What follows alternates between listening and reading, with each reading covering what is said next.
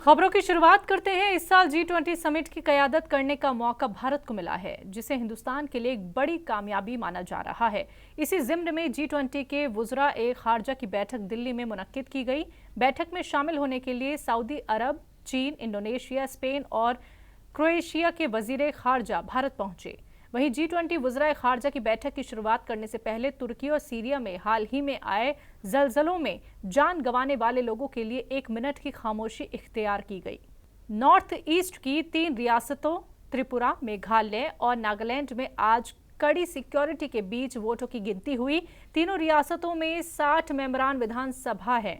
त्रिपुरा में 16 फरवरी को 60 सीटों के लिए चुनाव कराए गए थे, जबकि मेघालय और नागालैंड में 59 सीटों के लिए 27 फरवरी को चुनाव हुए थे। त्रिपुरा, नागालैंड और मेघालय में विधानसभा चुनाव के नतीजे साफ हो चुके हैं। त्रिपुरा में बीजेपी पूर्ण बहुमत के साथ सत्ता में वापसी करने के लिए तैयार हो गई है। वहीं नागालैंड की बात करें तो बीजेपी और उसकी इत्तेहादी नेशनलिस्ट डेमोक्रेटिक प्रोग्रेसिव पार्टी आसान बहुमत से सरकार बनाने जा रही है। इसके अलावा मेघालय में सीएम कोनराड संगमा की एनपीपी जीत के साथ सबसे बड़ी पार्टी बनकर उभरी है। चीफ इलेक्शन कमिश्नर और इलेक्शन कमिश्नर्स की तकर्रूरी को लेकर सुप्रीम कोर्ट ने तारीखी फैसला दिया है। अब पीएम लोकसभा में अपोजिशन लीडर और सीजेआई मिलकर मुख्य चीफ इलेक्शन कमिश्नर और इलेक्शन कमिश्नर्स मुकर्रर करेंगे। Justice KM. जोसेफ ने कहा कि जमहूरियत को बनाए रखने के लिए चुनाव अमल का तकद्दुस बरकरार रखा जाना चाहिए, नहीं तो इसकी तबाही के नताइज होंगे। चीफ इलेक्शन कमिश्नर और इलेक्शन कमिश्नर्स की तकर्रूरी एक कमेटी करेगी। कमेटी में पीएम, लोकसभा में अपोजिशन लीडर और सीजेआई होंगे। दरअसल मुंसिफाना और शफाफ तरीके से चीफ इलेक्शन कमिश्नर और इलेक्शन कमिश्नर्स की तकर्रूरी को लेकर सुप्रीम कोर्ट में अर्जियां दाखिल की गई थी, जिस पर सुनवाई करते हुए सुप्रीम कोर्ट ने ये तारीखी फैसला सुनाया है। उत्तर प्रदेश के हाथरस गैंगरेप हत्याकांड के 4 में से 3 मुलजिमिन को SC/ST कोर्ट ने बरी कर दिया है। अहम मुलजिमिन संदीप सिंह को धारा 304 यानी कि गैर इरादतन हत्या SC/ST एक्ट में दोषी करार दिया गया है। बाकी 3 मुलजिमिन लवकुश, रवि, रामकुमार को बरी कर दिया है। 14 सितंबर 2020 में हाथरस के बुलगड़ी में लड़की के साथ गैंगरेप किया गया था। 29 सितंबर 2020 को लड़की ने दिल्ली के सफदरजंग अस्पताल में दम तोड़ दिया था। 29 सितंबर की देर रात ही यूपी इंतजामिया ने परिवार की मर्जी के खिलाफ लड़की का अंतिम संस्कार कर दिया था। इसके बाद काफी हंगामा हुआ। इस पूरे मामले में संदीप ठाकुर, लवकुश, रामू, रवि को हत्या, रेप और SC/ST एक्ट की धारा के तहत जेल भेज दिया गया था। पूरे मामले की जांच सीबीआई ने की है। सीबीआई ने पूरे मामले में 29 दिसंबर 2020 को 2000 पन्नों की चार्जशीट दाखिल की थी।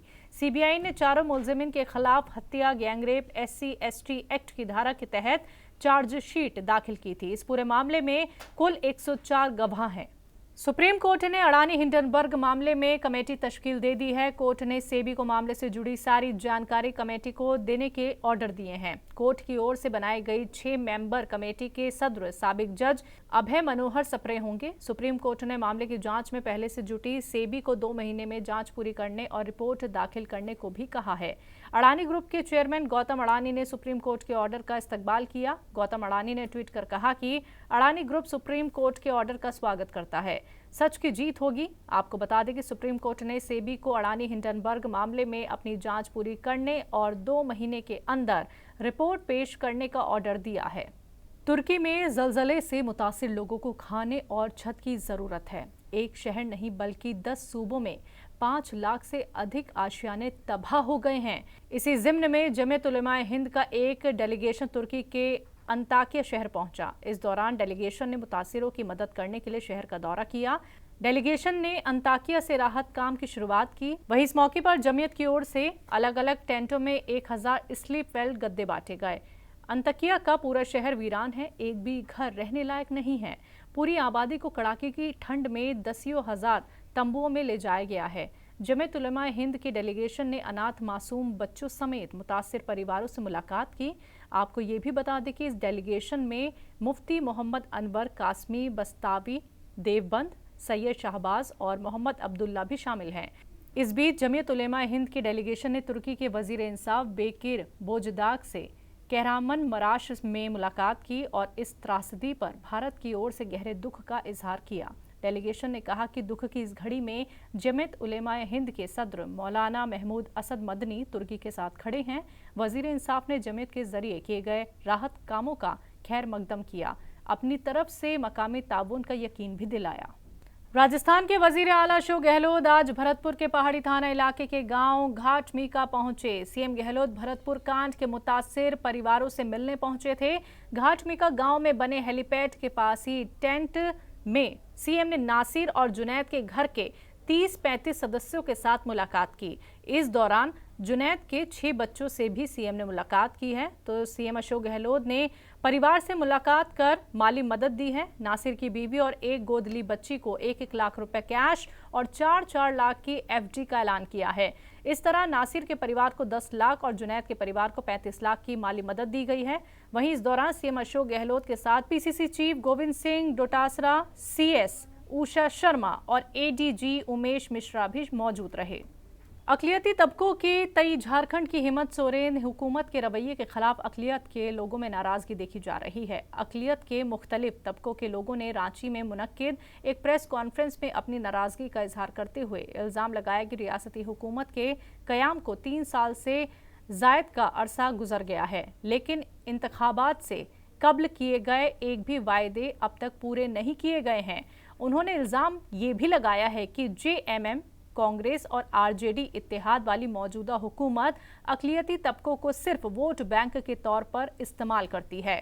इस मौके पर उन्होंने 3 मार्च को झारखंड असेंबली में पेश होने वाले सालाना बजट में अक़लियत की तरक्की के लिए खास मंसूबा मुख्तस करने की अपील की। अल्पसंख्यक और धर्मनिरपेक्ष हितैषी सरकार झारखंड में चल रही है हेमंत सरकार के नेतृत्व में। हम लोग अल्पसंख्यक समुदाय के इन सारे विषयों पर जब अपने मुद्दे पर देखते हैं तो ठगा हुआ महसूस कर रहे हैं। यानी यूँ कहा जाए कि अप्रासंगिक महसूस कर रहे हैं और असंवेदनशीलता जो है सरकार से कई सारे पहलू पर दिख रही है, जिसमें उन्होंने खुद घोषणा किया था अपने चुनावी घोषणा पत्र में। जितनी पॉलिटिकल पार्टियों की सत्ता चल रही है झारखंड में, तो उन्होंने खुद ये चुनावी घोषणा पत्र में लिखा था, दर्ज किया था, तो वो अभी तक वो लागू नहीं हो पाया है। आज के सिचुएशन में झारखंड का अल्पसंख्यक समुदाय, चाहे वो मुस्लिम हो, ईसाई हो, सिख हो, जैन हो, ये अपने आप को पूरी तरह से असुरक्षित महसूस कर रहे हैं, पूरी तरह से इग्नोर्ड महसूस कर रहे हैं, अपने आप को उपेक्षित महसूस कर रहे हैं। और ऐसा इसलिए है कि राज्य सरकार के एजेंडा में अल्पसंख्यकों के लिए कोई भी एजेंडा तय नहीं है। आज के दिन में एक तो विकास की बात है और दूसरा उस विकास के लिए बजट की बात है। तो जब विकास की ही योजना नहीं होगी तो बजट कहाँ से आएगा? तो राज्य सरकार के बजट को अगर ध्यान में देखा जाए तो अल्पसंख्यकों के लिए कोई बजट नहीं है आज के दिन में अल्पसंख्यकों के विकास के लिए। और जो भी बजट है वो केंद्र सरकार का बजट है। जिक्र किया कि अल्पसंख्यक जो भारतीय संविधान के तहत समान अधिकारों को और समान पाने के हकदार हैं, उन चीज़ों से वंचित रह जा रहे हैं। कहीं न कहीं अल्पसंख्यकों को जो मिलना चाहिए, जो उनके अधिकार होने चाहिए, वो नहीं मिले हैं और 3 साल का समय ऐसे ही पार हो गया। निश्चित तौर पर अल्पसंख्यकों के हितों की सुरक्षा और अल्पसंख्यकों के लिए, क्योंकि अल्पसंख्यकों का इस राज्य के विकास में जितना बड़ा योगदान है वो दूसरों के योगदान से कहीं ज़्यादा है। उसी अनुपात में भी देखा जाए तो अल्पसंख्यकों के लिए सरकार को बजट में अनुमानित राशि रखनी चाहिए। 3 साल हो गए, आज तक अल्पसंख्यक बोर्ड का गठन नहीं हुआ है। सरकार अभी तो बजट के बारे में क्या बात करें, पहले तो हम लोग के बोर्ड का गठन तो करें, तब फिर समस्याएं देखी जाएगी। अभी तो सरकार हम लोगों को उससे भी वंचित रखी हुई है। तो हम तो सरकार से यही निवेदन करेंगे कि पहले जो हम लोग का माइनॉरिटी बोर्ड है जो 3 साल से गठन करे।